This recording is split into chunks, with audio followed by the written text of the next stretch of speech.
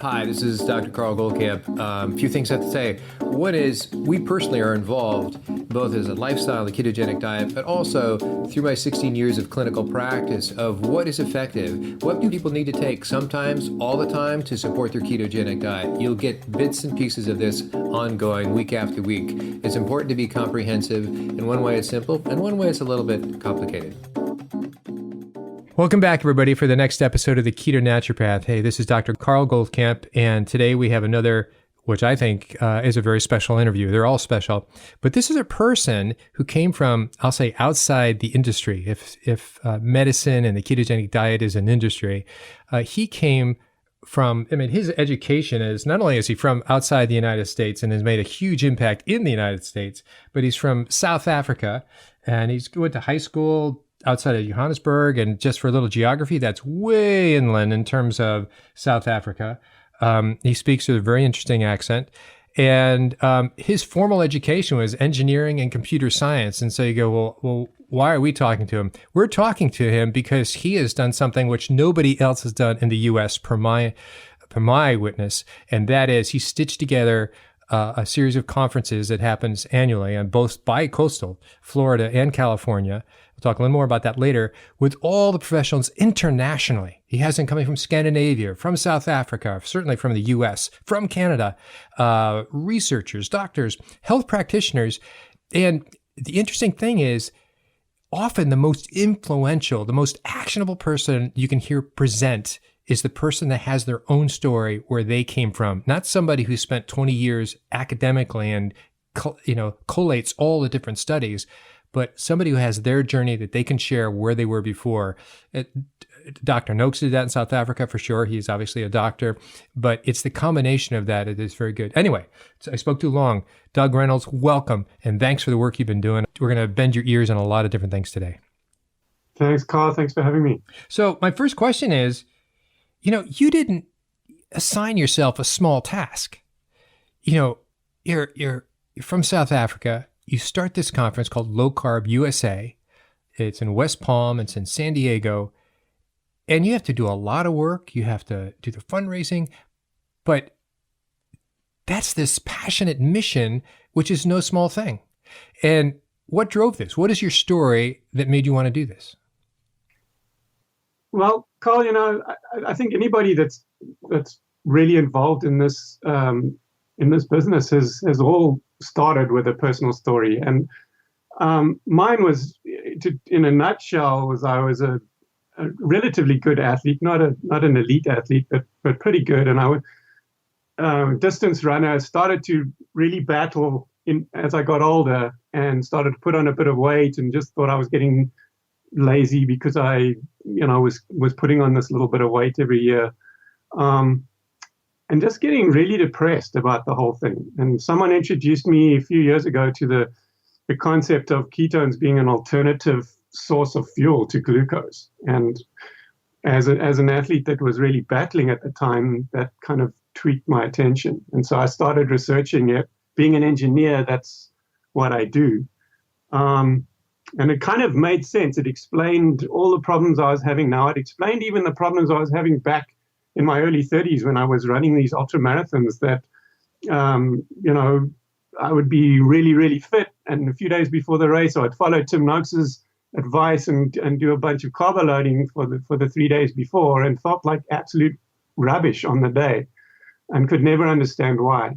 And so I'd explained that as well. And I after about 3 weeks of research, I basically believed everything that I'd read, and I pulled the trigger, and I started doing this ketogenic diet, and it just turned my life around. Absolutely, in 5 months, I lost 35 pounds. I was back to my fighting weight that I used to be back when I was in my early 30s.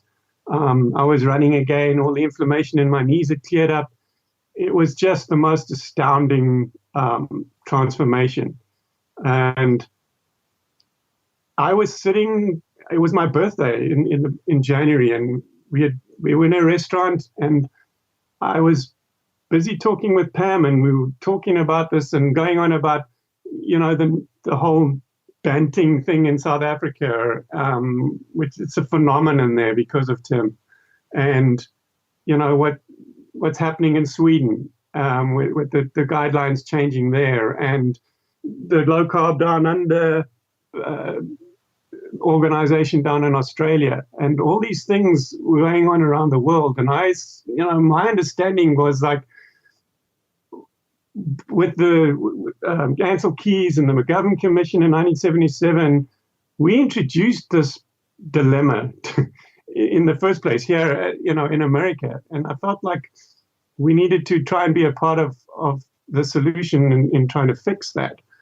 And I was pounding my fist saying to Pam, we need to put 1,000 people in the room. We need to get this message out beyond the bubble. I was so passionate and motivated about it because of the difference that it made to me. And I just see in the streets every day so many people that you just want to stop them and talk to them, say, hey, listen, I can help you, seriously. And it's hard not to do that sometimes, actually.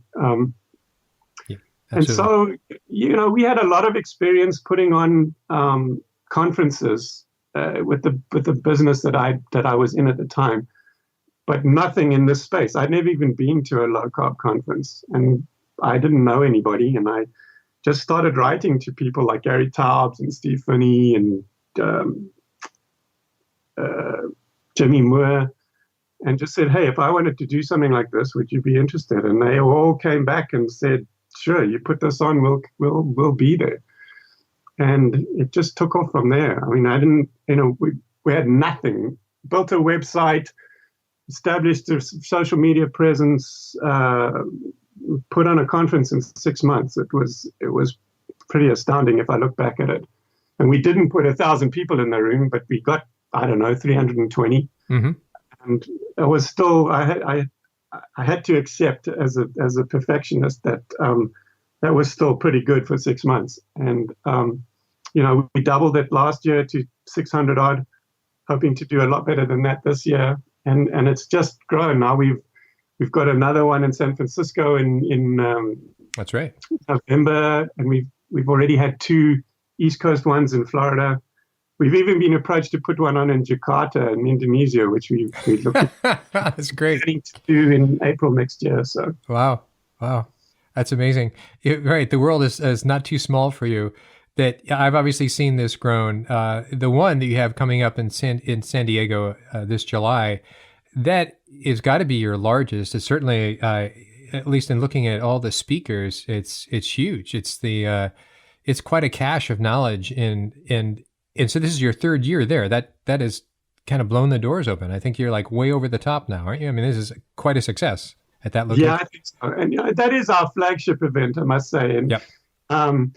We've got 3 breakout rooms this year, including as well as the main hall, and some amazing speakers, including world champion distance runners like Zach Bitters coming to talk about his low carb, high fat training regimen, and just some incredible sideline talks and stuff as well.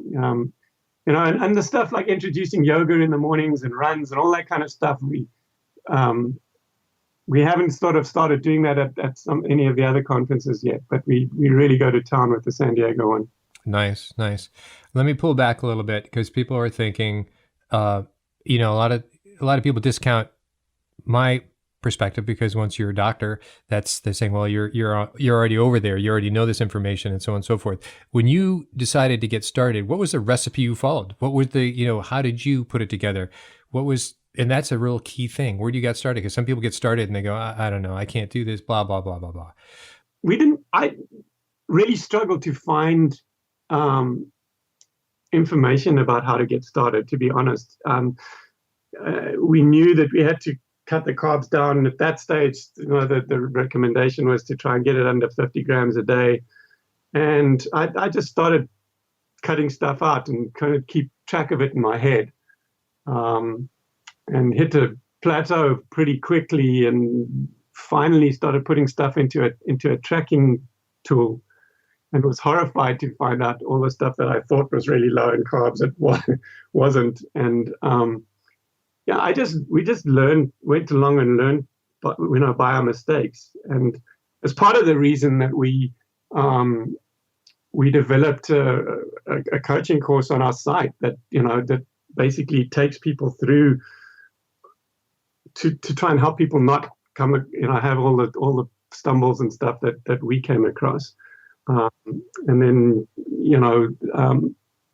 we're doing a lot of work with the Noakes Foundation now as well to try and do some kind of training. You noticed you've actually just signed up for it. It was the this online CME approved course for practitioners, but we're trying to introduce one for the layperson as well, to help coach them in terms of making sure that they get all the right information, because that's one of the problems here, is that as this whole phenomenon takes off, a lot of people are running around with bad information. And so I think it's important to try and get the right information into people's hands so that they go about this the right way.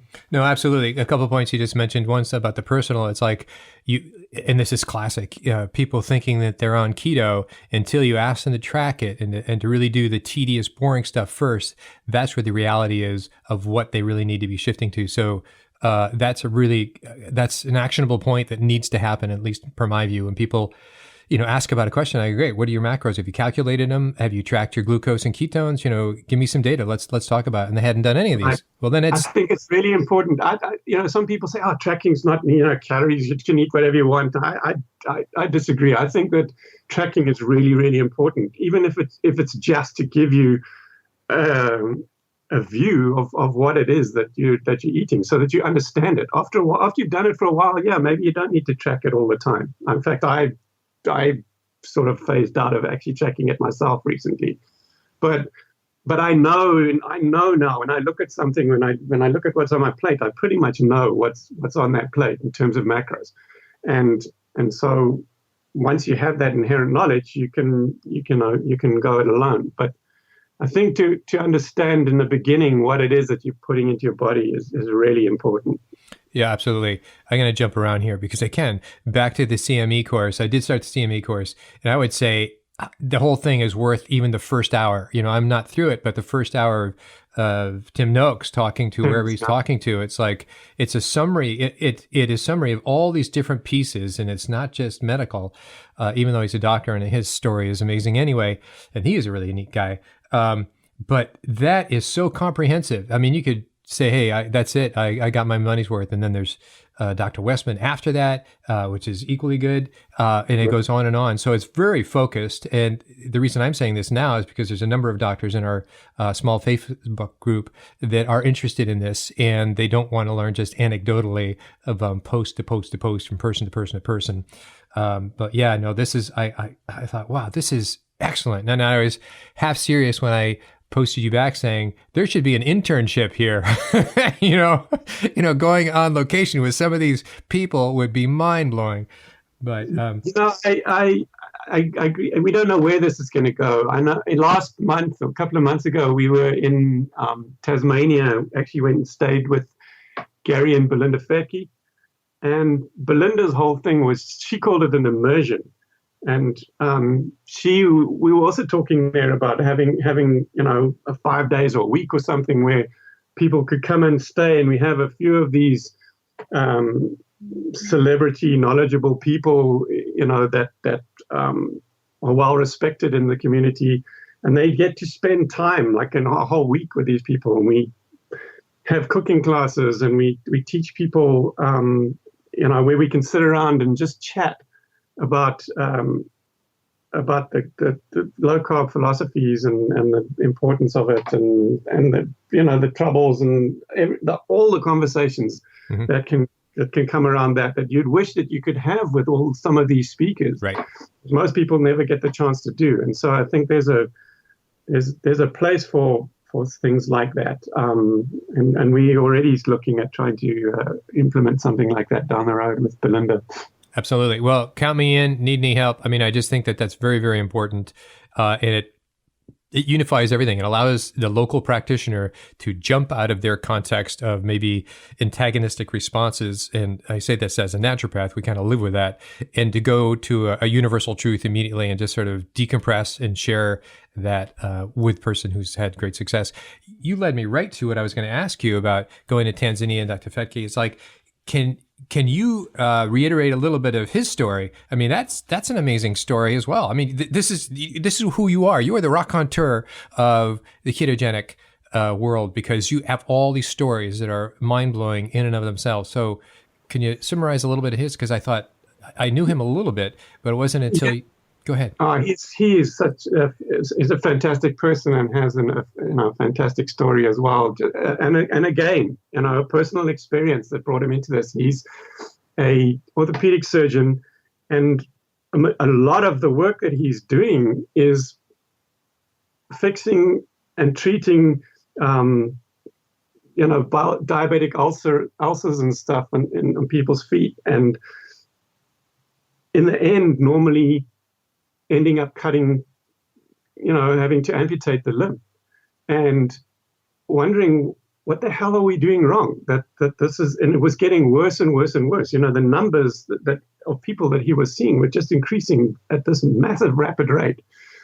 And then he got diagnosed with a brain tumor, and it was wrapping itself around his optic nerve, and so he was losing his sight, and as a surgeon, that's kind of a bad thing. Mm-hmm. Was that a meningioma, by the way?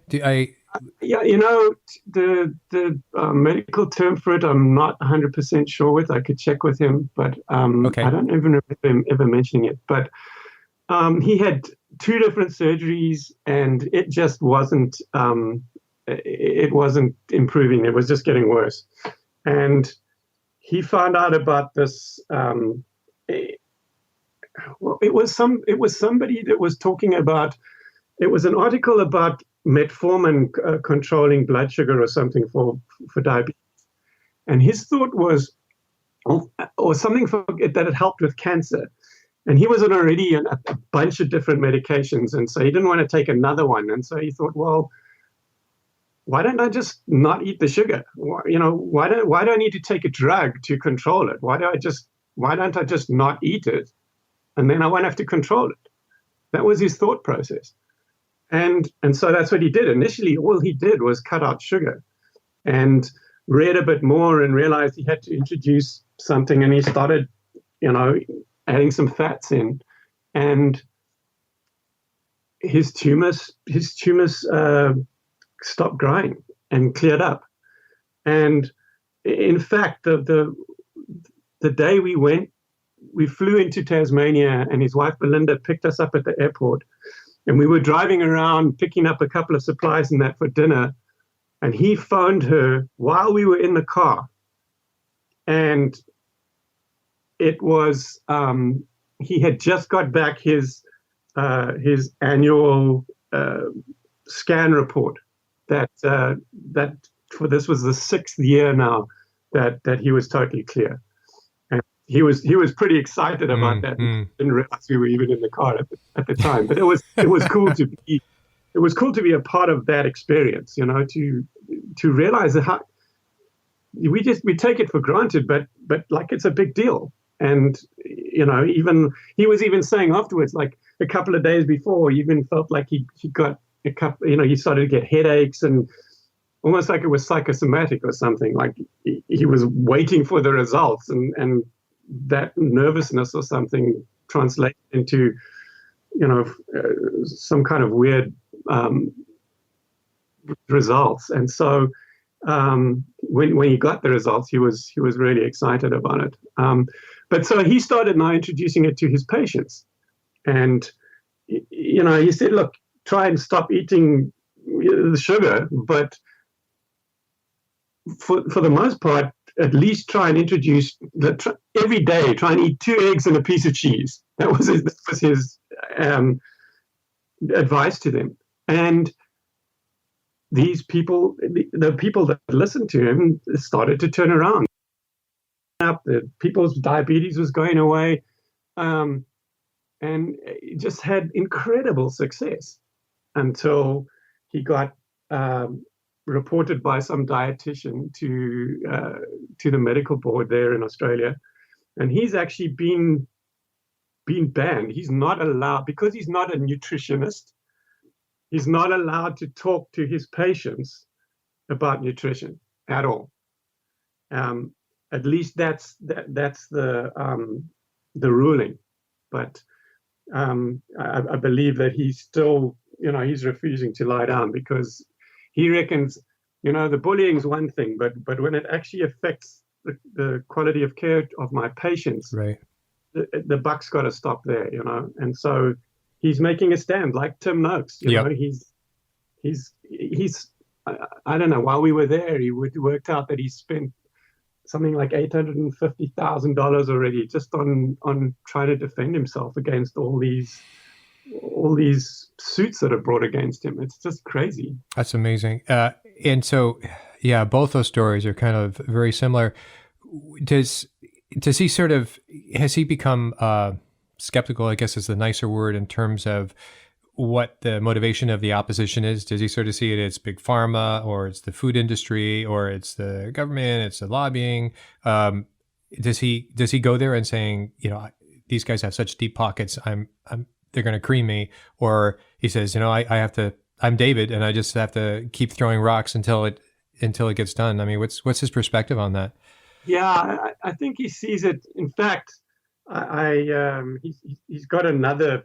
He and Belinda, actually Belinda did a lot of research and found out about this, and it's something that it goes even deeper than pharma and money, and there's kind of religious connotations to it as well. And we don't want to go into it too much until Belinda wants to get all her ducks in a row before we blow the lid off this one. But I have interviews that I did with him in Tasmania about this that we will put out on our blog in a couple of months, once all of this stuff's in place. But for the most part, yes, it's pharma and the sugar industry and the grain industry and all the money that's behind that but I mean, it's what it's been doing since Steve Finney has been trying to do this for I don't know, 30, 40 years, and they've been trying to crush him, from back then already. Gary, I was amazed to see that he's not afraid of it. And Gary Taubes? No, Gary Fettke. Oh, Fettke, okay. So he's not gonna back down, and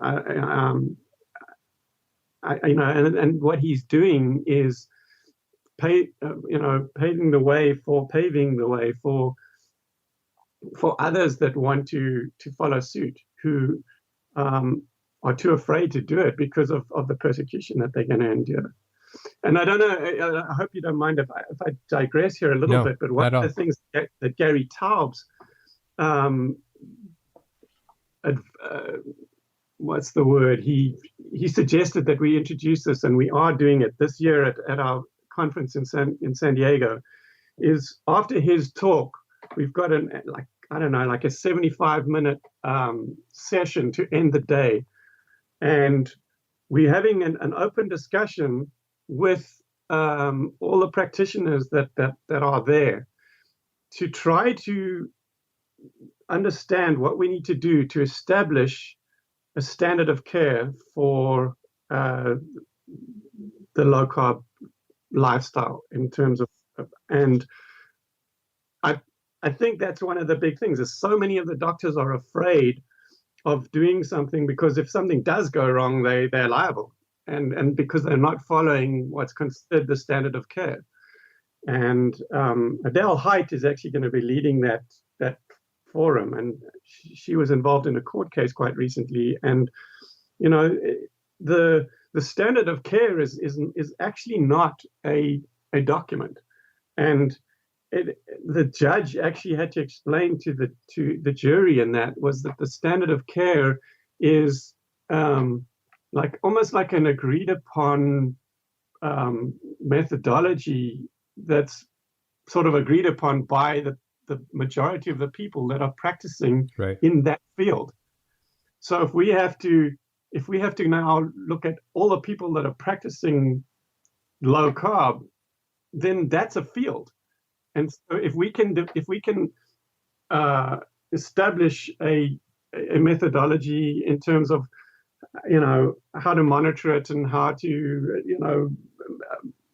deal with medications and coming off medications and all these different things that can be involved with doctors and their patients. If we can establish that, we can eventually have a standard of care that now is an established thing. And therefore, doctors and practitioners that want to come in have something that they can follow that gives them some kind of protection against, malicious. Yep. No, that's a very big deal. I mean, medicines are prescribed wrong and powerful medicines are often prescribed only because it's the standard of care for that particular case and that particular specialty, and even though they might have thoughts against it, they are kind of prevented from acting on their conscience and having to prescribe these things. I mean, it's the case again and again. This would be great. So that would be a shield you would give them, saying, no, it's pretty established. This is certainly Dr. Westman and a number of others would be great to, Yeah. So basically, I mean, it's Eric is talking first, and then Gary Taubes, and then this session. That's that afternoon. It's going to be great. And Eric, Dr. Westman, at our thing in the last session in Florida, when people were coming up and asking open questions, and his comments very often was, yeah, but that's for a carb eater. And that goes to this whole thing was all these so-called standards of care are for carb eaters, and they don't apply necessarily to people that don't eat carbs. And so that's why it's so important that we have a standard that's accepted for people that don't eat carbs. That's such a good point. He does bring that up. I think I saw it at the low carb and other conferences listening to talk. It's like, people would ask a question, and the question was based on either call it standard of care, the lab, the research, or on the context of, in essence, standard American diet, which is certainly a lot higher carbs and perhaps even high fat as well, which is disastrous, but certainly the higher carbs. And within that, all the numbers, whether it's, lipids or enzymes or thyroid or hormone panels, they're all altered. They're all based on that world. And there was somebody who got up, asked about Alzheimer's and genetic predisposition. And I remember Dr. Westman said, well, that's in that world. Yeah, those genes perhaps are, predispositions in that world. That might not be an issue in this world. And it takes a while for people to get that basically all the labs are nearly irrelevant or drastically different. Thyroid is up in the air. People go, oh, my thyroid drops down. Well, maybe that's a good thing. Maybe that's exactly what it should have been doing, and you can go on from there. Your hormones and so on and so forth. You picked a little thing and saying, well, it's different here and that. Oh my gosh. It's like, no, actually you're in the right direction, but it is taking a step, I wouldn't say into the wilderness, but there isn't the plethora of data of keto people and their labs. I mean, it's starting certainly with Verta Health, and then with Heads Up Health. The way is this, these tsunamis of information hopefully will hit, and we'll be able to draw some conclusions from it in that regard. But yeah, I was surprised a number of times you would say that. It's like, well, no, that's in that world. That's it. You can't transfer that truth here. And that's important that it gets established that that's the case, though. And at the moment, it's not. Right. It is very difficult. I would say the question has come up a number of times to me saying, I'm hypothyroid. Should I do keto? My answer is always yes. It's like, follow this, but it is about saying, well, if you're being treated by your endocrinologist and he's treating you in that world and you're hypo and you're putting on your meds, you're going to have to, he'll have to be educated because you may feel better, but it will probably go lower. And the whole thyroid thing. But, what a great point. Yeah, I mean, that's the synergy of the conference is unique to how you have set it up. In other words, I don't know if you've been to other medical conferences, but it's not that synergistic. You're there to listen to 3 or 4 people talk. Some of them are good, some of them are not. Some of you go out in the hall to talk about, whatever, to catch up on relationships. your conferences are not that way. There is a bigger, I've used that word story a lot. There's a bigger sort of conclusion story that evolves out of the conference if you've attended the lectures. I mean, now you have breakout sessions, so you can't be everywhere at the same time, but that's the thing you come away with. Not I'll the... just interrupt, but the breakouts are really just all through lunchtime and in the evening before dinner. So Nice. It doesn't compete with the main stage at all. Nice. So I think I said this to you in person, is that it's how you slice these together. It's how you put the sandwich together of these speakers after speakers, the carbless sandwich, that you come away with. I'd never thought of these different things. I came away with a number of speakers about, I wasn't zero carb a couple of years ago, and I thought that's such an extreme way to eat. And now I've been this way since actually low carb February, and my labs are fine. I'm actually better. And it's like, in many ways, and so is my wife, who has a similar story to Dr. Fecchio, the brain tumor, an angioma. And it's like, I would have not thought of jumping that far had I not heard from 2 or 3 people. And I know not every keto person saying zero carb, but it's in that world of ideas that come up because you attend a conference and you get to say, what about that? Yeah, totally. I did that interview with Stephen Melody Barons, who were actually at that conference too, who did it for a month because they have like a coaching platform, and they wanted to actually see what it was like before they commented on it. And it's been, I don't know, 6-7 months now, and they've just kept doing it because they like it so much and they feel so much better. And it's just, it's not necessarily for everyone, but it's definitely something that can be considered. And what's amazing to me is that there's no supplementation required, that they get everything they need from the food that they're eating, which is, mainly meat. It's actually quite amazing. It is. It is. It's one of those things that you had the effects first, and at least for me, and then you go back saying, so why is this so good? I mean, I came from, so my med school was 7 years in the 90s, and I got out at 98, 99, and other things, environmental medicine, Chinese herbal medicine, et cetera, and acupuncture. But so it was strongly herbal, we'll say, strongly vegetarian in terms of diet. It was all about food quality, of course. You cut the crap out and everybody get an improvement. We were very, at least I was very anti-dairy, only because of the results that I saw. And so now I come into this world and it's like whenever I first heard this idea of 100% meat for the most part, and you go, seriously? Are these just lazy people? I mean, is this like dumbing down? And you realize, no, actually, they're way ahead of the curve. They're smarty pants, So Melody's comment is like a ribeye steak every night never gets old. I hate to admit that. That is so true. It's so funny. I mean, in the back of my mind, by the way, Doug, it's like somehow that we need to have a naturopathic conference. And I don't mean to be that as a little clique. It's just that, I won't say they're the antithesis, because there are a number of NDs, as you know, and at least I think Natasha has mispronounced her name, has spoke at low carb, but there's very few. Yeah, Nasha, thank you. It spoke at low carb, but there's very few of us, and it's almost like we should have a part of the AAMP, which is the annual meeting, to have a few key speakers, or even a separate conference, because that would light up the rest of the United States completely.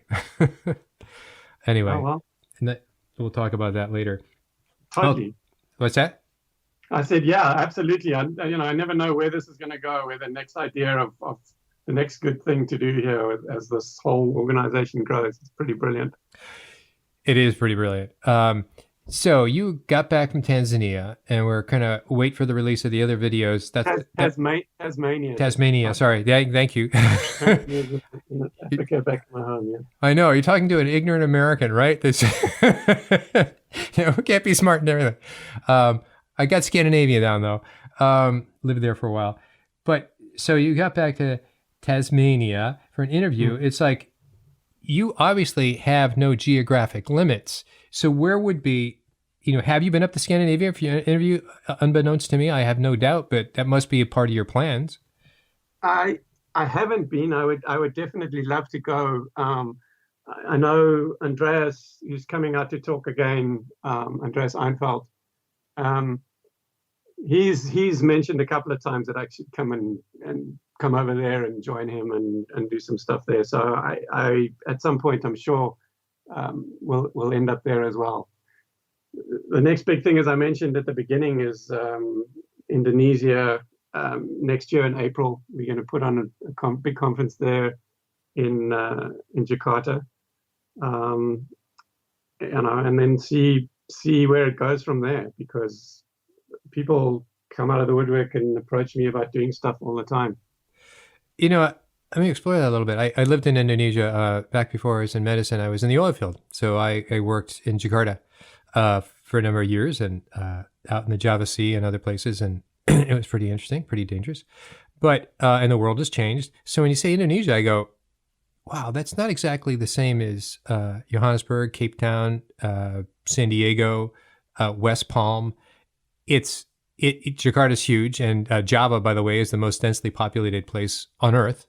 And so the population's there, but I never thought there would be a clarity of, let's get the message out for the people in Jakarta. It was always, the very, very wealthy and then the very, very poor for the most part. Right. So I was approached by a guy just out of the blue, and again, an electrical engineer just like me, who got it and decided, like, hey, he needs to teach the doctors about this, and that's what he does now. He's got a network of about 400 doctors already that are actively have brought this up or taken this on as at least an option in their practice, and the excitement about it is incredible. And I think this conference is going to be pretty amazing and very far-reaching. And I also found that the doctors seem to be more open to the conversation than here, and especially from someone who's not a medical practitioner, because one of the latest blogs that I put out here, where I spoke with Peter Bruckner in Australia as well. And I was talking to him and saying, like, I've learned so much about this stuff that I can teach these people, but because I'm not a doctor, they blow me off, and they won't listen to me. But if a doctor talks to them and tells them this, then they're more inclined to listen. But it doesn't seem to be like that in Indonesia. Like Tio is finding that he puts on these seminars and talks all around the country, and people are flocking to it to come and listen to him, even though he's an electrical engineer. So it's an interesting dynamic. Absolutely, it's kind of like you are, definitely. I would have thought more KL, but anyway, you start where you start, and wherever the enlightenment, it grows from there. That's amazing. There's certainly the population there, and therefore you have the medicine. Wow, that is fascinating.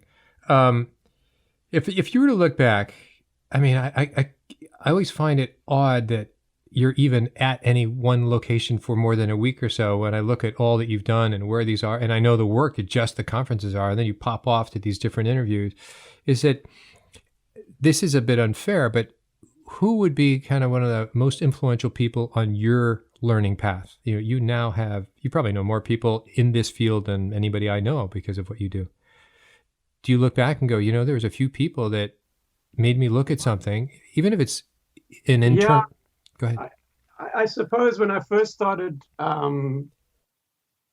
researching all of this stuff, to decide for myself whether I was going to actually take it on, I think Steve Finney, I read his book, The Art and Science of Low Carbohydrate Living, and his and Jeff's one about performance. So those two guys were very influential, and it was about 3 months into us doing this, and we were keeping it really quiet, because you don't want, it's so off the wall that you don't want to tell anybody, just kind of do it on the sly. And it was about 3 months into it that now I was really starting to notice great improvements and stuff. And so I fessed up and I told my folks about it. And my mom sort of said, no, that sounds like that thing that Tim Noakes is doing, that dancing thing. And I had been away from South Africa for so long that, and Tim Noakes is like my hero as a distance runner. Yep. He's written The Law of Running, which is like the runner's Bible. Yep. But it's all about carb loading. And I had no idea that he had this epiphany and had done a 180 and everything. And I was actually looking it up online while we were still on the phone to my mom. And the fact that he is so passionate about this, and I've interviewed him on Skype, and then I've been to see him in Cape Town, and now working with his foundation quite a lot. Yeah, it's just I think he's definitely one of the great influences for me. Yep. Maybe I'm a bit biased because I'm also South African. I don't know, but I feel like he's a giant in the academic world, and so when he decided, when he looks at something like this and takes it on, I feel like he's worth following. And to be honest with you, the 3 days that we spent in Tasmania with Gary Fecky and his wife Belinda,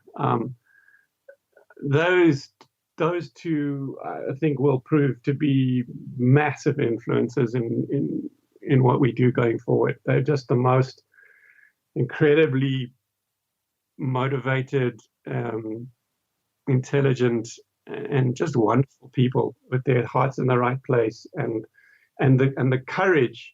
They have the courage that I wish I had, kind of thing, to stand up for what they believe in and make something happen. And I really feel like we're going to, ride their coattails and be a part of helping them to change the world. Were you surprised, by the way? I mean, so you knew you're going to go and interview them, and more time and more exposure to people you care about makes it even a more valuable experience for sure. But did you go with one sort of thought of, yeah, this is what we're going to cover, or I want to cover just these 3 points, and then we can just enjoy them as people, and then you came away with, wow, look what we got out of this. It was a whole different thing. Did you have one of those? It was, I mean, I didn't know them at all. And in fact, I wrote to Belinda because Gary had been gagged, right? So I didn't think I'd be able to interview him. And I got hold of Belinda, said, hey, I'm going to be in Australia because my whole family's actually moved to Australia now. So I actually went there to visit my family. And since I'm going to be in Australia, it's not a huge hardship to pop over and come and talk to you guys. I'd love to do an interview. And she said, great. And what I thought about was I was going there to talk about the persecution part and really a follow-up story to what's going on with Tim Noakes. But I called her like a week, or actually sent her a message about a week before we were going to go there and said, hey, okay, do you want to give me your address? Because we're going to rent a car and you need to know how to get to your place. And she said, no, nonsense, man. We only live like 12 minutes from the airport. Cancel the car, cancel the hotel. You can come and stay with us. I mean, I'd had like 2 or 3 email conversations with her, and that was it. Yeah. And she's, oh yeah, and Gary's off that weekend, so you could probably use our other car if you want to go around the island. And it was just, wow. It was just the most mind-blowing. Warm reception. Yeah. And she picked us up from the airport on the Friday just before lunch, and they dropped us off again on Sunday night, like late, for us to fly back. And I don't think we stopped talking for 2.5 days. It was just the most incredible conversation that just never stopped. And I was with her for the first few hours, and then Gary came back from work, and so right through the whole weekend, what I learned from them about low carb and ketogenic, and just about life in general, and just the most amazing people. And so, that kind of is reflected a little bit in some of the interviews that I did with them. Mm-hmm. But I just can't say enough about those two and what they're doing for this community. I have no doubt. I take it that that he's connected now with Tom Siegfried. I mean, at least personally, or is he just shutting himself down because of his own issues? But I'm sure he's I'm sure he's talking. I know he's very, very close with and works a lot with what's his name, Lustig. Yep. I see the picture. I don't know his first name, but Dr. Lustig will call him. Right. His first name escapes me right now, which is embarrassing because he's speaking at my conference. It's okay. But anyway, so he's between, I think,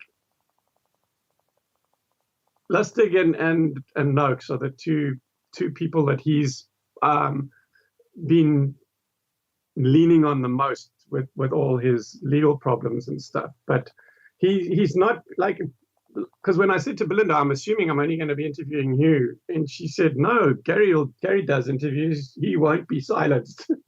And so he's definitely speaking out still. And like he's I think it was when he was interviewed on the magic pill that Yep. And they asked him there about the fact that he can lose his license at any minute if they decide that that's what they want to do, but he believes in this strongly enough that he's prepared to risk that. Right. Speaking of the magic pill and Australia, you've seen that whole sort of drama sort of play out. I mean, you've heard of that. It's like Netflix. Yep. Yeah. Yeah. Can you believe that? But it's the same thing. It's people from the Heart Association that are advising that people shouldn't be allowed to watch this because they might kill themselves. It's just.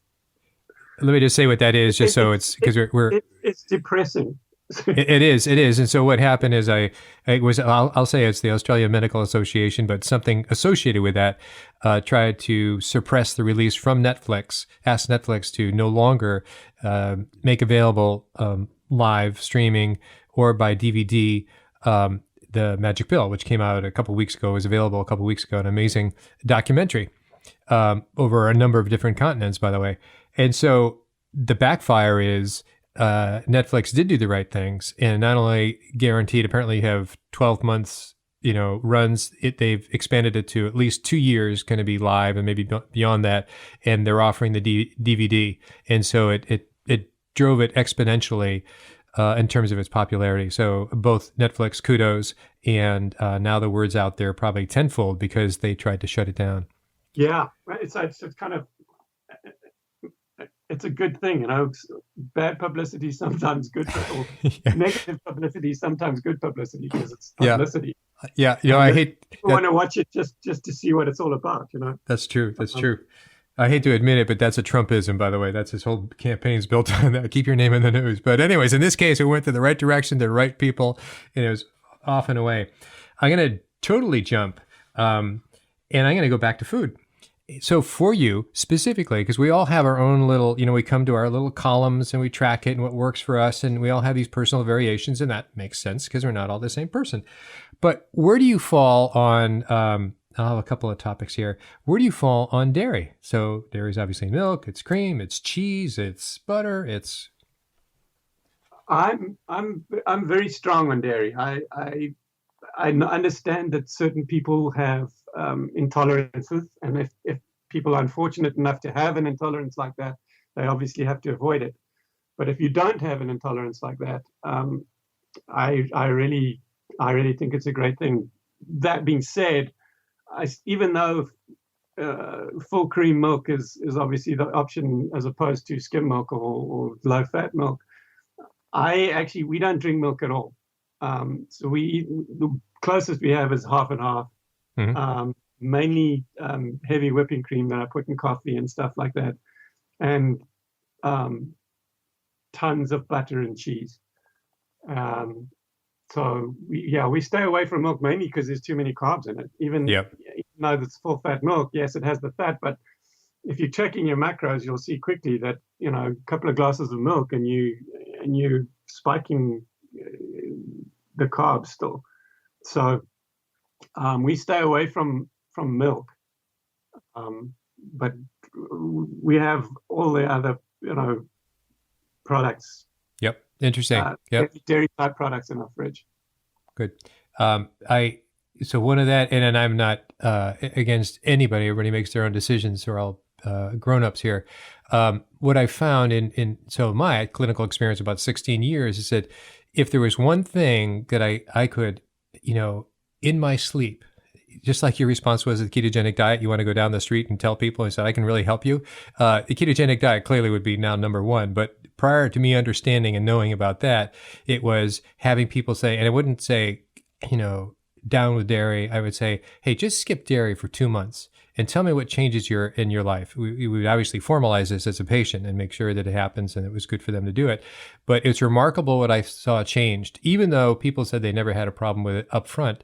And so I didn't know all the whys, and I still don't know all the whys, and so it's kind of like the ketogenic diet. I had this benefit, and I'm going to go find out the whys as best as it's even definable out there. And so for my looking into dairy, is it the casein? Is it the whey? Is it the estrogen metabolites? Is it the IGF-1? Is it, it goes on bigger and bigger, and I don't have it all pieced together, but it's become this, I'm darn sure of what I've seen. That's well documented, it's like being hitting the hammer 1,000 times. I got the point, but now I'm trying to understand the point. So that's interesting. So, because I find in the keto world, there's in fact, there's a local keto conference I'm in Cape Cod, Mass, and there's one coming up in Connecticut, and in which their food for everybody is going to be cheese. It's going to be wine and cheese. It's going to be grilled cheese. It's going to be fondues. And I go, wow, that's amazing. And so it's like this, one of those topics that never gets quite addressed. I'm not quite sure everybody really wants to address it. Dr. Westman comes pretty close, but he goes, I tell them if they can do without it, but don't break your life over it, kind of thing. Yeah. Okay. Yeah, I think, like you say, it's very individual, and if people are having problems of any kind, that's definitely something that's worth eliminating for a while to see if it makes a difference. Yep. So where are you on? Do you ever have any? So we have. Do you take any supplements now? Are you? No. Well, no. So obviously make sure that we get salt, but I don't consider that a supplement. And every now and then I might add some magnesium in if I feel like I'm still, after exercising a lot and stuff, that I might be getting a couple of cramps and stuff. I might take a dose of magnesium, but that's maybe once a month. Mm-hmm. And outside of that, I don't supplement at all. Excellent. Yeah, that's ditto here too. Where are you on fiber? What's your concept of fiber? I mean, do you give it? Go ahead. I think it's the root of a lot of evil. For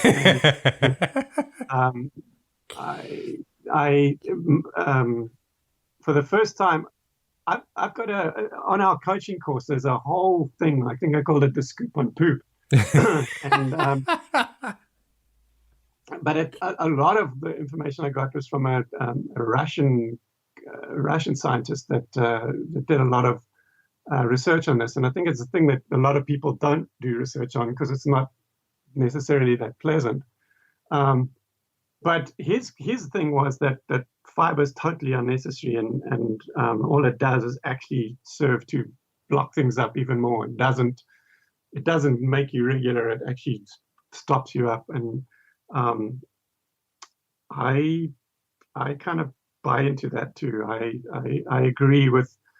If I read everything that he says, his argument makes the most sense. And Georgia Ede brought up the thing. So it's the first time I've heard someone else speak out about it, and she has a very similar thought on that, where she actually brought up from the stage in Florida this year. No, it's amazing. Chu is the whole plant versus animals, and like a knockout kind of thing. I appreciated that a lot.